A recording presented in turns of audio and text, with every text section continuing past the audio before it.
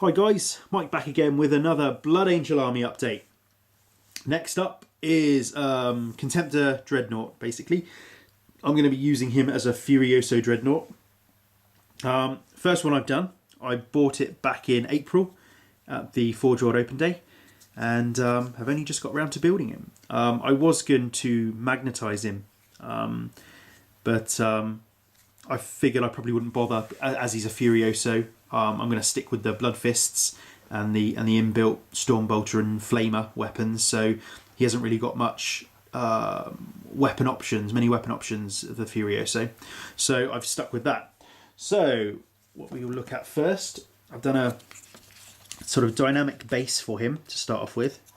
So I've got some bits from my bits box, bits of Land Raider and Rhinos and things, and some bits there from the basing kit. Just sort of glued it all on, and I'm going to have the Dreadnought kind of running through it this way. So that's the base.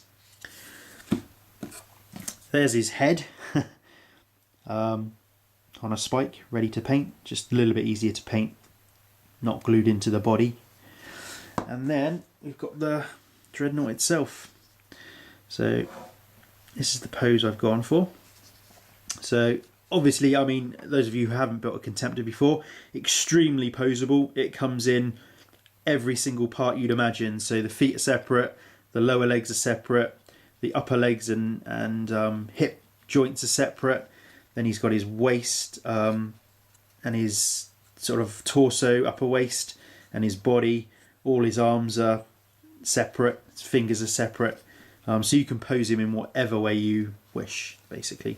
So the idea is that he's running forward through the display base that I've just shown you, firing his guns out of his right hand, and then sort of, I don't know, just the general running motion with his arms swinging out there, and there's a flamer in his left hand there.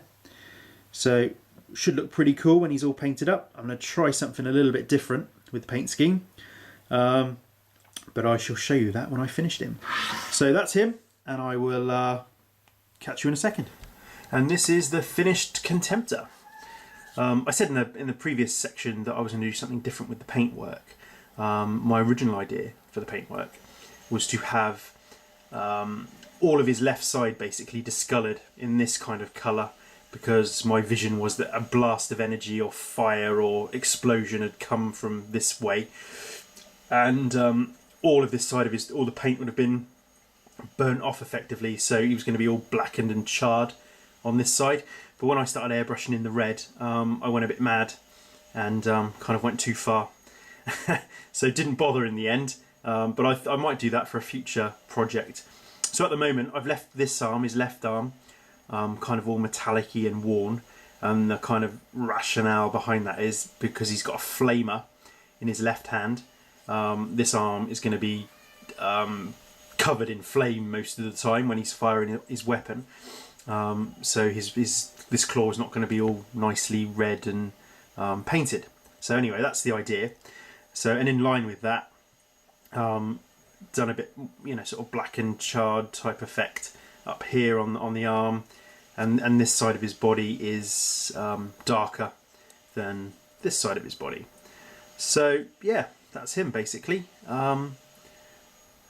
Bolter in the right arm there. He's all painted up there with all his purity seals. Done all the legwork there, metallics.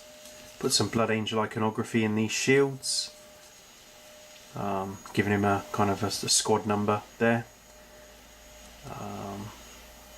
And again, more sort of seals and scroll work there. Another Blood Angel symbol. A Blood Angel one on the shoulder pad there. There's the work there on the back.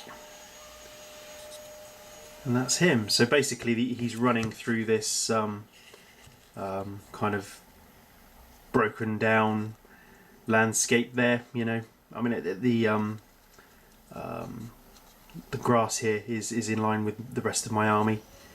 We've got some Chaos helmets in there. see the white from the PVA there hasn't quite gone off yet, so give that a 24 hours and that'll go off and disappear. So that's him basically. Quite pleased with the way he's turned out. First Contemptor I've built, so looking forward to getting some more of those and building them up. Thanks for watching, and I'll catch you on the next one.